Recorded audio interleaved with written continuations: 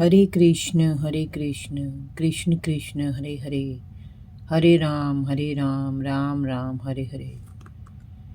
Yesterday I explained it a little bit, Bhagwat Gita. So today same one I will be explaining it. Om Namo Bhagavate Vasudevaya Janmadhasya Yato Anvaya Ditrat Shvar The Shavbhigya Savrat Tene Brahm Hridaya Adi Kave Mudanti Yat Surya Tejo Vari Mrida Yatha Vinimayo Yatra Tript Gor Amrisha Dharma Sven Sada Nirasat Kuhak Satya Pardimahi. I will explain it. Same one is chapter 1 Bhagavad Gita. And above Brahma, there are even other living beings with individual capacities, and the personality of Godhead is also a similar living being, and he is an individual as are the other living beings. But the Supreme Lord or the Supreme Living Being has the greatest intelligence, and he possesses supermost inconceivable energies of all different varieties. If a man's brain can produce a space satellite, one can very easily imagine how brains higher than man can produce similarly wonderful things which are far superior. The reasonable person will easily accept this argument, but there are stubborn atheists who would never agree. Shrila Vyasadeva, however, at once accepts the supreme intelligence as the Parmeswara. He offers his respectful obeisances unto the supreme intelligence addressed as the Para or the Parmeshwara or the Supreme Personality of Godhead.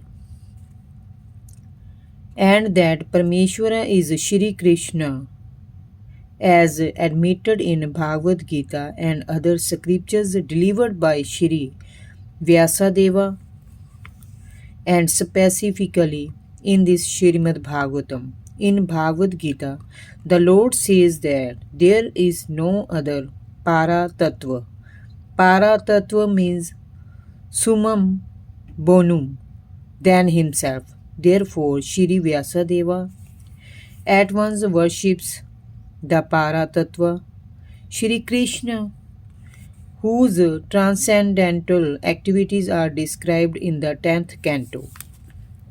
Unscrupulous persons go immediately to the 10th canto and especially to the 5 chapters which describes the Lord's Rasa dance.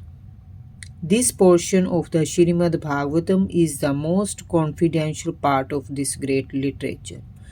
Unless one is thoroughly accomplished in the transcendental knowledge of the Lord, one is sure to misunderstand the Lord's worshipable transcendental pastimes called Rasa dance and his loving affairs with the gopis.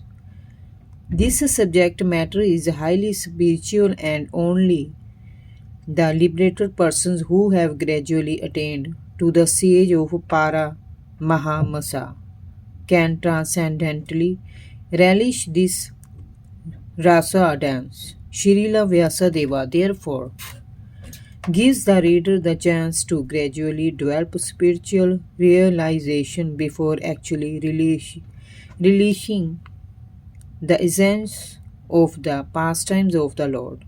Therefore, he purposely invokes a Gayatri mantra, Dimahi. The Gayatri mantra is meant for spiritually advanced people. When one is successful in chanting the Gayatri mantra, he can enter into the transcendental position of the Lord. One must therefore acquire Brahmi nickel qualities or be perfectly situated in the quality of goodness in order to chant the Gayatri mantra successfully and then attain to the stage of transcendently realizing the Lord, His name, His fame, His qualities, and so on.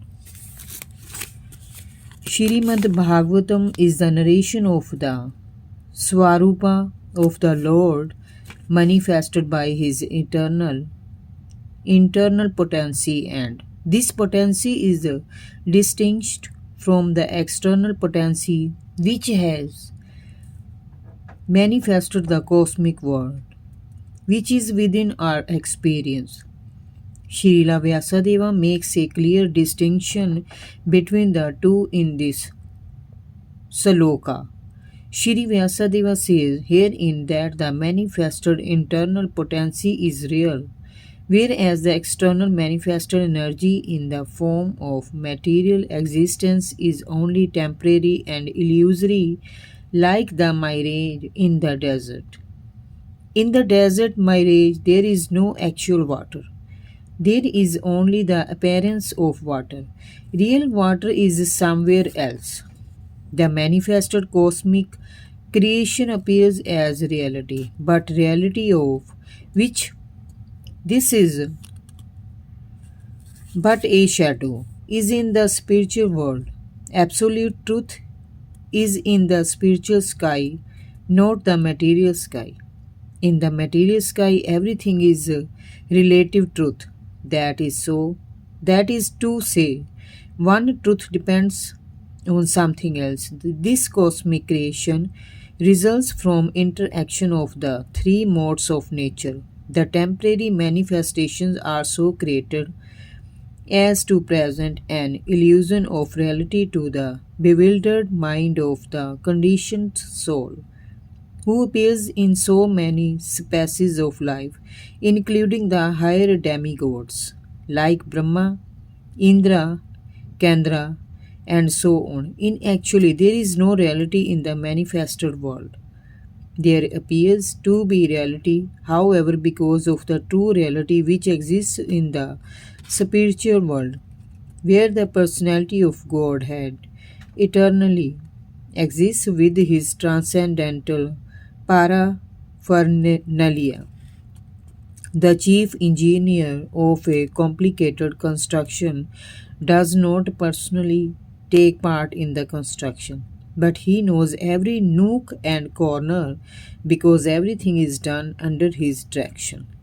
He knows everything about the construction, both directly and indirectly. Similarly, the personality of Godhead, who is the supreme engineer of this cosmic creation, knows every nook and corner. Although affairs are apparently being carried out by demigods, beginning from Brahma down to the insignificant ant, no one is independent in the matter of material creation, for the hand of the Lord is seen everywhere.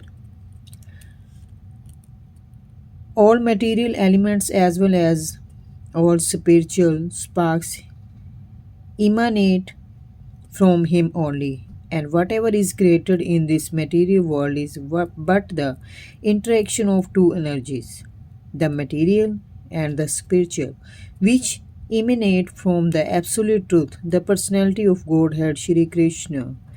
A chemist can manufacture water in the chemical laboratory by mixing hydrogen and oxygen.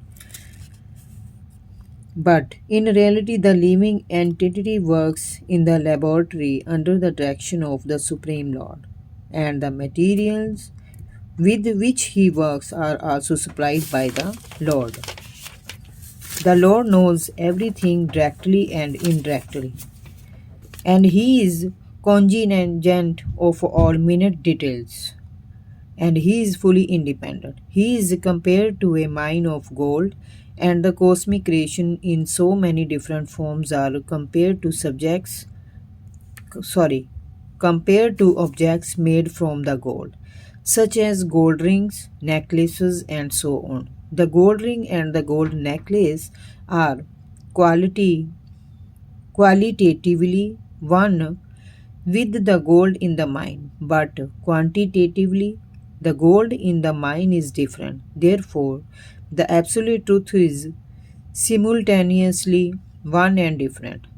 Nothing is absolutely equal with the absolute truth, but at the same time, nothing is independent of the absolute truth.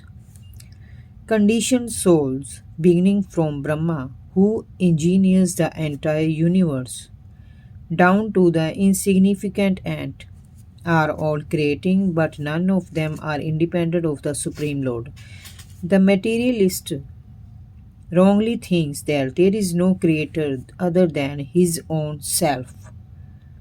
This is called Maya or illusion. Because of his poor fund of knowledge, the materialist cannot see beyond the purview of his imperfect senses, and thus he thinks that matter automatically takes its own shape without the aid of a superior intelligence. This is refuted in this sloka by Srila Vyasadeva. Since the complete whole or the absolute truth is the source of everything, nothing can be independent of the body of the absolute truth. Whatever happens to the body quickly becomes known to the embodied. Similarly, the creation is the body of the absolute whole. Therefore, the absolute knows everything directly and indirectly that happens in the creation. In the Sruti mantra, it is also stated that the absolute whole or Brahman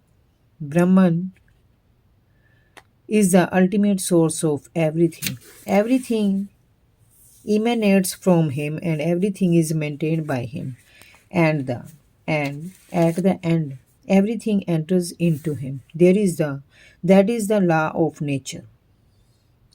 In the Samriti mantra, the same is confirmed. It is said there that the source from which everything emanates at the beginning of Brahma's millennium and the reservoir to which everything ultimately enters is the absolute truth or Brahman. Material scientists take it for granted that the ultimate source of the planetary system is the sun, but they are unable to explain the source of the sun. Herein, the ultimate source is explained. According to the Vedic literature, Brahma is the creator of this universe. Yet, he had to meditate to get inspiration for such creation. Therefore, neither Brahma nor the sun is the ultimate creator. It is stated in this sloka that Brahma was taught, taught Vedic knowledge by the personality of Godhead.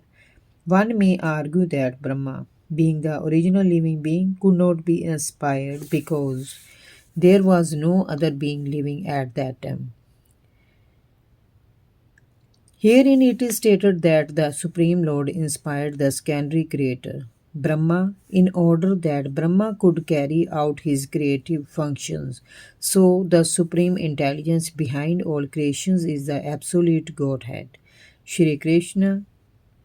In Bhagavad Gita, Lord Shri Krishna states that it is He only who superintends the creative energy, Prakriti, which constitutes the totality of matter. Therefore, Shri Vyasadeva does not worship Brahma, but the Supreme Lord who guides Brahma in his creative activities. In this sloka, the particular words Abhijnah and Swarat are significant. These two words distinguish the Supreme Lord from all other living entities.